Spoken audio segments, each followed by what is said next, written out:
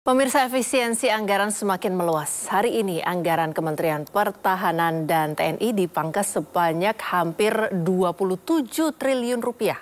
Wakil Menteri Pertahanan Dodi Ermawan mengungkapkan bahwa Kemenhan dan TNI menyebutkan bahwa Kemenhan dan TNI memangkas anggaran sebesar 26 triliun 993 miliar rupiah.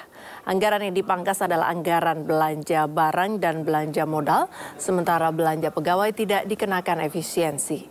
Anggaran Kemenhan dipangkas 8,4 triliun rupiah, anggaran Mabes TNI dipangkas sebesar 3,68 triliun rupiah, sementara 3 Matra TNI dipangkas sebesar 14,59 triliun rupiah.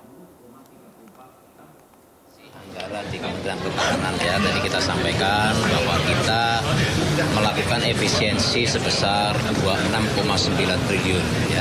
Jadi itu kita laksanakan karena memang itu adalah salah satu keputusan untuk semua kementerian dan lembaga kita laksanakan. Jadi kita efisienkan anggaran yang ada di Kementerian Pertahanan dan di TNI. Jadi kegiatan-kegiatan yang penting yang akan kita laksanakan. Kegiatan-kegiatan yang tidak penting seperti seminar ya, perjalanan dinas yang tidak penting dan lain sebagainya itu kita tiadakan. Ya. Jadi kita sisir dari situ anggaran-anggaran. Kita dari awal kan sudah lakukan ya. Awal juga kita sudah melakukan efisiensi anggaran kita ini. Tapi setelah rekonstruksi ini kan ada angka baru ya.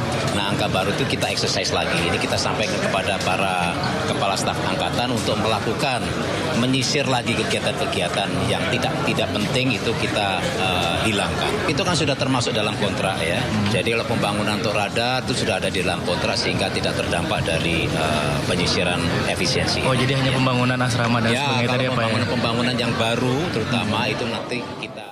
Komisi 2 DPR RI menilai hingga kini belum mengetahui landasan pemerintah dalam mengambil kebijakan pemotongan anggaran demi efisiensi.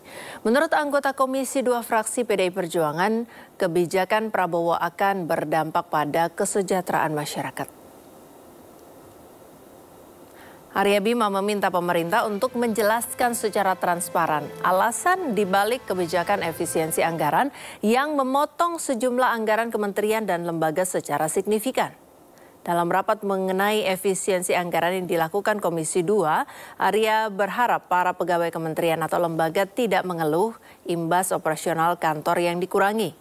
Arya juga menyinggung soal kondisi ekonomi nasional dan global yang tidak menentu dan selalu mengalami perubahan. Maka prinsipnya adalah efisien, hemat, dan berkelanjutan. Karena APBN tahun 2025 adalah disusun pada tahun 2024 yang semasa itu masih ada pemerintahnya Pak Joko Widodo, ya kan? Itu masih bisa kita pahami kalau sekarang ada yang namanya program penghematan